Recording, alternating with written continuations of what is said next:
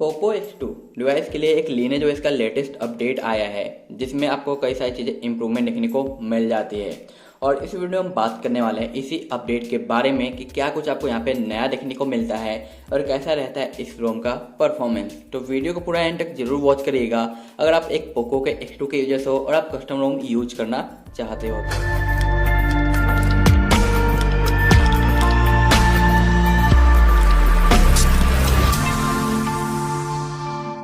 Hello everyone, I am MK and you are watching tech office. और आज के इस नए वीडियो में आप सभी का बहुत बहुत स्वागत है। आज हम बात करने वाले हैं लीनेज OS के एक लेटेस्ट अपडेट के बारे में, जहां पे आपको एंड्रॉयड वर्जन 10 लीनेज OS का बिल्ड 17.1 और यहां पे इसका सिक्योरिटी पैच 5 अगस्त का वेंडर 1 अगस्त का देखने को मिल जाता है। और लीनेज OS का ही कर्नेल यूज किया गया है जो कि 4.14 है और यहाँ पे आपको बिल्ड डेट 7 सितंबर का देखने को मिल जाता है। इस पर टैप करके आप डेवलपर का ऑप्शन इनेबल कर सकते हो, जो कि मैंने ऑलरेडी इनेबल कर रखा है। और डेवलपर के ऑप्शन में आपको देखने को मिल जाता है एडवांस बूट मेन्यू का ऑप्शन, जो कि आप चाहो तो इनेबल कर सकते हो अगर आपको इसकी जरूरत है तो, otherwise just ignore it. Home screen पे जो आपको वॉलपेपर देखने को मिल रहा है, ये अगर आपको पसंद आता है इसका लिंक मैं आपको शेयर कर दूंगा टेलीग्राम के वॉल्स के चैनल के ऊपर, जहां से आप इसे डाउनलोड कर पाओगे। अगर इसके होम सेटिंग पे लॉन्ग प्रेस करेंगे तो 3 नए ऑप्शन देखने को मिलते हैं, जैसे कि वॉलपेपर, स्टाइल, विजार्ड और होम सेटिंग। तो यहाँ पे होम सेटिंग पे आते ही कुछ एक्स्ट्रा ऑप्शन देखने को मिलते हैं, जैसे कि अलाउ एडिट का, रोटेशन का और प्रोटेक्ट हाइड का ऑप्शन। ये काफ़ी इंपॉर्टेंट फीचर्स है जिससे आप किसी भी एप्लीकेशन को हटा सकते हो और लॉक भी कर सकते हो। अगर मैं कैमरे को लॉक करूँ और साथ साथ हाइड भी कर दूँ तो वो कैमरा का जो आइकन है वो यहाँ पे आप देखोगे गायब हो चुका है, हमें देखने को नहीं मिलता है। उसे दोबारा अनहाइड करने के लिए फिर से होम की सेटिंग पे जाना होगा और इसे अनहाइड करना होगा। बट अभी मैंने उसे लॉक कर रखा है तो यहाँ पे तो ये कैमरा आ गया है, बट ये अभी प्रोटेक्ट है तो हमें फिंगरप्रिंट के थ्रू इसे अनलॉक करना पड़ेगा। तो ये काफ़ी इंपॉर्टेंट और इंटरेस्टिंग फीचर्स है बहुत सारे यूजर्स के लिए। और इस कैमरा भी डिफरेंट दिया गया है, जो कि अच्छा खासा आपको डिटेल प्रोवाइड करता है। बट आप चाहो तो जीके में यूज कर सकते हो, आपको जीके में कोई भी प्रॉब्लम देखने को नहीं मिलता है। यहाँ पे अगर हम आते हैं तो ऑडियो इफेक्ट्स भी आपको बाय डिफॉल्ट देखने को मिल जाता है और यहाँ पे आपको देखने को मिल जाता है हमारा है जो FM वर्किंग भी, और साथ ही साथ यहाँ पे आपका वीडियो कॉल भी वर्किंग है, कोई भी प्रॉब्लम नहीं आता है। आप जियो से वीडियो कॉल कर सकते हो डायलर का यूज करते हुए। और यहाँ पे आपका ब्लूटूथ का भी सपोर्ट देखने को मिल जाता है, तो आपको इससे रिगार्डिंग कोई भी इशू देखने को नहीं मिलेगा।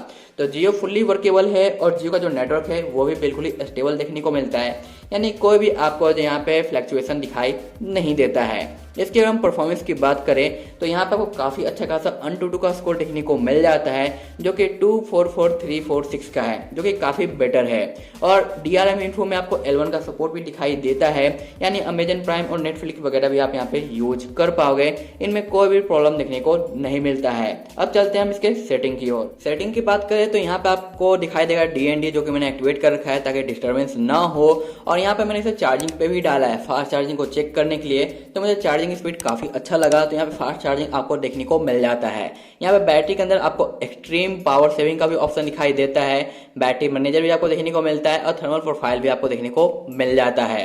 यहाँ पे दोबारा मैंने चार्ज किया इसलिए बैटरी का एक्यूरेट डिटेल नहीं है, बट मैं अगर लॉन्गर यूज करता हूँ तो इसका डिटेल मैं अपने टेलीग्राम या फिर यूट्यूब के कम्युनिटी टैब पे शेयर कर दूंगा। उसके लिए चैनल को सब्सक्राइब करना बिल्कुल ही ना भूले।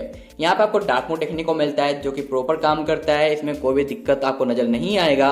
और लाइव डिस्प्ले के भी जितने भी प्रोफाइल्स वगैरह दिए गए हैं, कलर कॉम्बिनेशन वगैरह के, वो अच्छे तरीके से काम करते हैं, तो इनमें कोई भी प्रॉब्लम नहीं आता है। आप जो चाहो चेंजमेंट है जो कर सकते हो।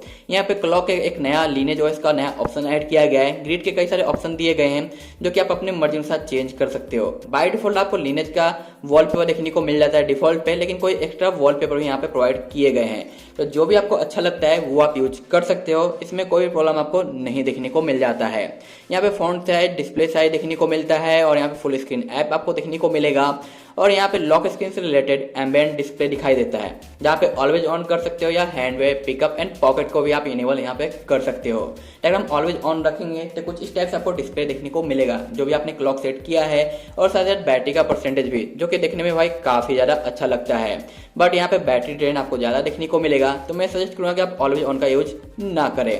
Tap to wake up, tap to sleep, और यहाँ पे वेकअप प्लग देखने को मिलता है और एडिशनल बैकअप भी आपको देखने को मिल जाता है। साउंड की बात करें तो यहाँ पे सारे फीचर्स आपको वर्किंग देखने को मिलते हैं, इनमें कोई भी इश्यूज नहीं है। और चार्जिंग के टाइम में क्या साउंड आना चाहिए, वाइब्रेट होना चाहिए नहीं, वो भी आप यहाँ पे सिलेक्ट कर सकते हो। तो भी एक एक्स्ट्रा फीचर्स आपको दिखाई देता है। यहाँ पे आपको फेस अनलॉक मिसिंग मिला है क्योंकि मैंने बीट गैस यूज किया है और अभी फिलहाल बीट गैस परफेक्ट काम करता है, तो मैं आपको इसी का रिकमेंडेड करूंगा। और डाउनलोड लिंक आपको रोम के साथ जो भी इंपॉर्टेंट फाइलें होगी उसकी मिल जाएगी, उन्हीं फाइल का आपको यूज करना है, डिफरेंट का यूज नहीं करना है। आते हैं यहाँ पे इसके सिस्टम के सेटिंग की ओर, जहाँ पे अपडेटर का सेशन मिलता है, बट ये अभी अनऑफिशियल बिल्ड है ना कि ऑफिशियल। यहाँ पे आपको डबल है जो यहाँ पे मल्टी यूजर्स का ऑप्शन भी देखने को मिल जाता है। जेस्चर्स की बात करें तो ये प्रॉपर काम करता है, यहाँ पे कोई भी प्रॉब्लम देखने को नहीं मिला है। और एंड्रॉइड 10 का जो नेम बार है उसे भी आप चाहो तो हटा सकते हो, कुछ इस तरीके से ये दिखाई देता है, काफी स्मॉल सा, उसे आप लार्ज भी कर सकते हो। बैक साइड की ओर आते हैं तो आपको देखने को मिलेगा स्टेटस बार के ऑप्शन, जहां पे स्पीड मीटर को आप एक्टिवेट कर सकते हो। सिस्टम के आइकन को शो एंड हाइड करने का ऑप्शन मिलता है, क्लॉक के option, battery percentage, slider, brightness और ब्राइटनेस कंट्रोलर का ऑप्शन दिखाई देता है। सिस्टम प्रोफाइल में जो चाहिए चेंजिंग आप ला सकते हो। और बटन के अंदर आपको देखने को मिलता है लॉन्ग स्वाइप का एज का ऑप्शन, यानी लॉन्ग स्वाइप करने पे मैंने है जो रिसेंट को टैप कर रखा है, तो आप देख सकते हो डबल एरो नजर आ रहा है। जैसे आप टैप करोगे ये रिसेंट हमारा एक्टिवेट हो जाता है। और यहाँ पे आप चाहो तो इतने सारे ऑप्शन में से किसी एक का यूज है जो कर सकते हो। तो मैंने अभी फिलहाल रिसेंट को सर्च कर रखा है, सिलेक्ट कर रखा है। यहाँ पे वेकअप मिलता है, आंसर कॉल मिलते हैं और बाकी अदर आपको वॉल्यूम पैनल के कस्टमाइजेशन देखने को मिलता है।